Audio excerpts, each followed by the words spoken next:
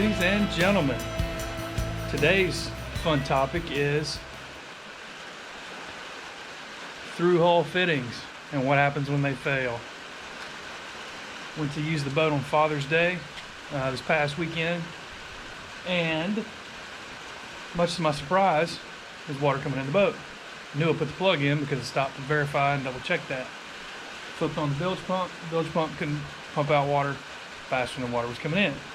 Let me show you why.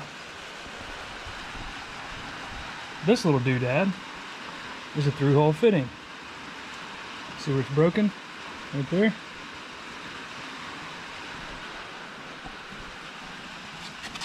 This is where it's supposed to be.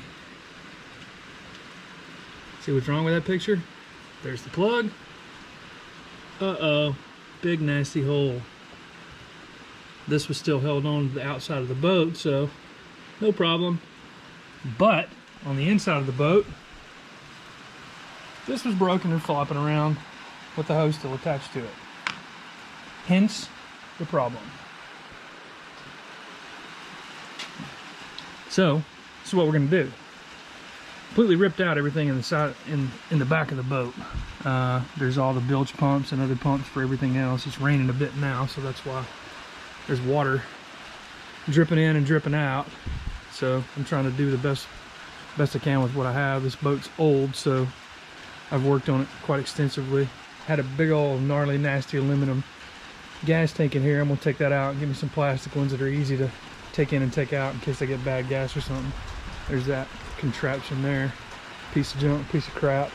It was connected by these two hoses, one with a gas cap, one with a vent doodad filter, whatever, piece of crap. I got quite a bit of cleaning up to do in here, so I'm gonna get to work doing this and then show you what it looks like when we're finished. First things first, we gotta scrape all this garbage off of here and make a nice clean matting surface. I know you guys don't want to see me do that, so we'll fast forward. I was trying to remove the piece of the drain hose that came off this broken fitting, and I saw this end of it, which had the broken piece on it, and I was like, okay. It went to that end, it was folded up, and I pulled, and all of that came out. Pretty sure it was to this old live well. Lucky for me, that live well doesn't work anymore. So I got some clear RTV silicone adhesive sealant. It's not Boat Life or Salt Life or Thug Life or whatever it is you boat owning hipsters use to seal up these types of things, but I have faith in Napa products, so I'm pretty sure that that's going to work. If it doesn't, I'll let you guys and the rest of the world know when this boat sinks again and I shoot a hole in it with a shotgun and sink it in the bottom of the river. Anyway, moving on. What we're going to do is we're going to put a thick bead of that sweet and spicy adhesive around that. We're going to pop it into the hole that I cleaned out so nicely right there. Well, kind of sort of nicely. It's a 35-year-old boat, y'all.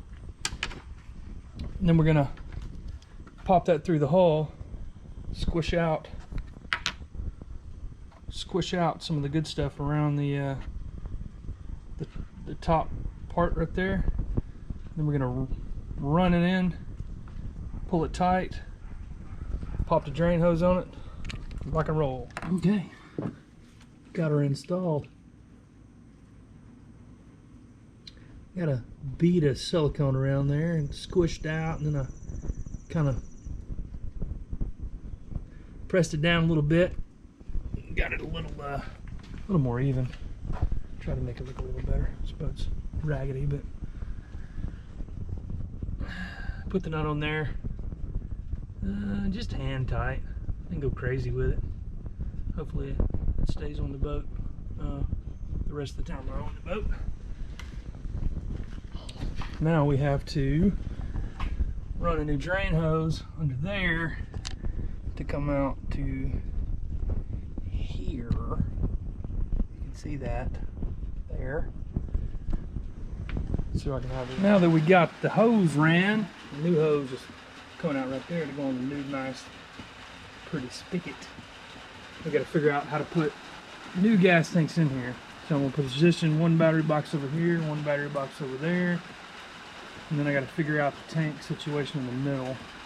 Walmart sells a nice 12-gallon plastic gas tank that I think I'm going to get and pop in here, but I'm trying to figure out some sort of system to hold it in place so when I'm bouncing around in choppy water or going on the interstates that are full of potholes, that I don't bounce it into oblivion. I believe that's what contributed to the rupture of that doodad there. So I'm trying to put a little more thought into it. I'm going to come up with something and then I'll show it. This thing, Minn Kota Digital MK2100 onboard battery charger, is bulletproof. Why do I say that? Because that dude was in this compartment completely submerged in water for about an hour while I tried to get the boat rescued and salvaged. You can see junk in here, water and mud still left.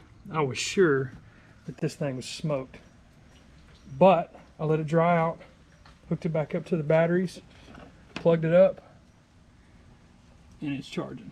Look at the sand and the dirt on it. Minn Kota, 2 thumbs up. All right, also as part of this handy dandy repair procedure, we got the new through hole fitting put in. Bought us some nice brand new 6-gallon gas tanks, dual 6-gallon gas tanks. Why did I buy 2 of them? In case there's ever problems and I have to work on this boat again, I can disconnect the fuel line and take these out rather easily. And if I ever get bad gas, which has happened to me before, I can take it out, shake it out, put it back in pretty easily. Set up the battery boxes over there, get that jumbled bird's nest full of wiring to figure out, but we'll get to that in a minute. There's the old gas tank. What a piece of crap that thing is, right? Got new fittings for the gas tanks and then hose clamps for the fuel line. About to hook that up. This little doodad there. Get all that fixed up and then we'll be on to the batteries next. Don't forget, pop some Teflon tape, pipe tape on there before you screw them in the deal there. That's what I'm going to do anyway. Do what you want to. This is my gas tanks. After going to 2 different cities, 4 different stores, finally got the parts I needed. Took 3 evenings to put the boat back together, and it worked. So thankful for that. On to enjoying it. Thank you for watching. Have a great day.